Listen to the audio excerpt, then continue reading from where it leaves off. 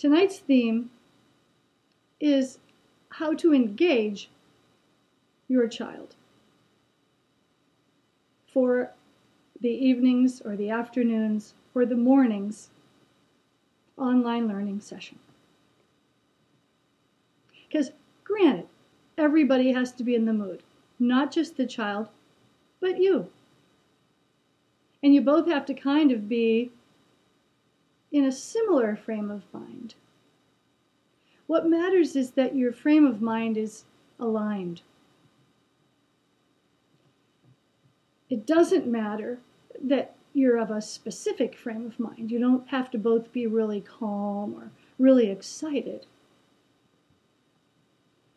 You just have to both be of similar mind. So the trick is to find where your kid is at.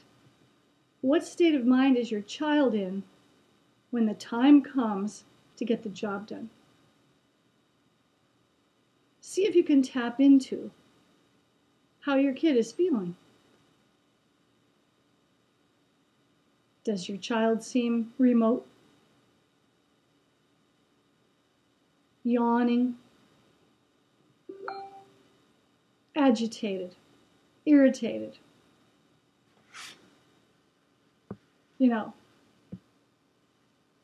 Not engaged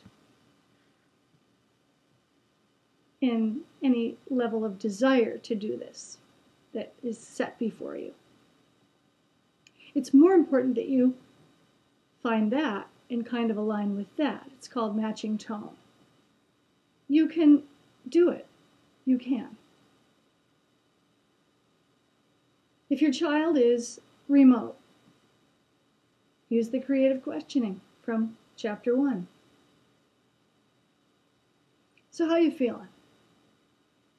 Sometimes the way you ask the question. So how are you feeling? That's fake and they know it. Pretending to be excited. I remember we used to have student teachers when I was a kid in elementary school. They'd come in and they'd be the one that was supposed to present the art project. And I was never engaged by hyper vigilance, hyper behavior. I didn't need to be drawn in. I was already fascinated by art. I really loved it. So, all I cared about was the stuff you were going to show me. What were we going to work with that day? What did it look like? How did it stimulate my imagination? I didn't care about how the teacher presented herself. Not for art. So you as the parent don't have to adopt any kind of false character, because kids read through that right away. It's only 5-year-olds, maybe 6-year-olds that are engaged by costumes. And they are, and you can use them. And I encourage you to do that if your child is very young. Do something silly and unexpected. That'll captivate your really young children. But beyond that, identify with the mood your child is in and try to match it. Like if they seem irritated, maybe think of something that irritated you that day and mention it. Say, such and such, this or that drives me crazy. It makes me irritable. And see if they respond to that.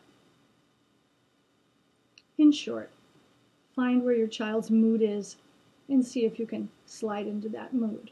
Then when you're both in the same mood, you can proceed and address what's at hand. Funny, that's not even what I was planning to talk about.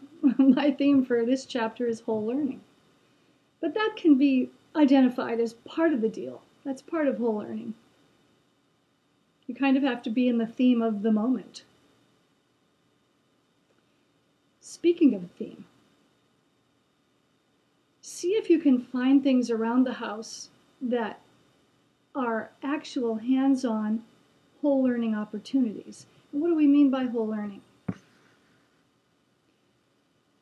How to derive a scientific concept, a mathematical concept, a literary concept. Did I say scientific already? Historical concepts, utilizing things that exist in your home. A really old book that was handed down by an older family member can be an object lesson for historical context. Or a really old piece of furniture, functional or not. What's going on in the world around us right now, the coronavirus, is a brilliant science object lesson. Even math. You know all these graphs we've been seeing? Dr. Birx's graphs, Dr. Girard's statistics. You can even approach statistics using these object lessons that are part of what's going on in the world around us right now. What about the need to document and save data and present it as proof? If you're talking about debate, high school debate, providing evidence to substantiate and support your argument, it's important to have documentation. Utilize what we just heard about on the news today regarding Dr. Emanuel and whether she has documentation of her stunning claims to have healed 350 patients, which is the hot debate of the day. Ratio. You can use the concept of hydroxychloroquine plus zinc plus an antibiotic.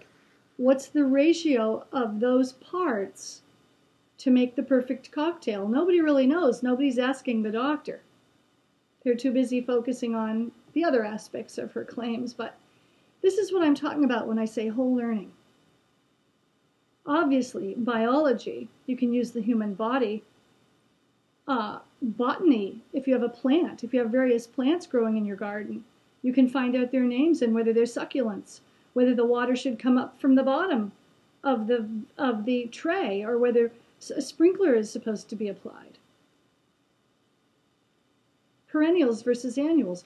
All of these objects in your home can be the examples we talked about in Chapter 1. And if you use examples in the house, or if you ask your child to find one, there's a hybrid of the creative questioning put to practical application within the context of whole learning. Ask your child to find something in the house that is historical in nature, scientific, mathematical, literary, artistic, something in your living situation that has something to do with social studies, perhaps the profile of the national origins of the people who live in your neighborhood. What do they know about the people who are your neighbors or family members, in-laws, husbands and wives of older sisters and brothers? Nation of origin, social studies. Engage your child by sensing out what kind of mood your child is in and trying to match that. That helps you prepare for the day's session by being of like mind, of like state of mind. And then, using creative questioning, ask your child to find something in any room of the house or out in the yard that is a good example of the lesson that you have to address that day. Once the two of you together start having a good time, and granted, this will be fun, looking for things. You can look together, you can go in separate directions and both come back to the computer, each with something different. Your child will discover that it's fun to work with you. And if it's fun to work with you, it might even be fun to do the schoolwork with you at home. I hope these tips have helped you. We're just under 12 minutes. If you have any questions, feel free to enter them in the comments below. I certainly hope something in these chapters on how to help your child at home is of value to you.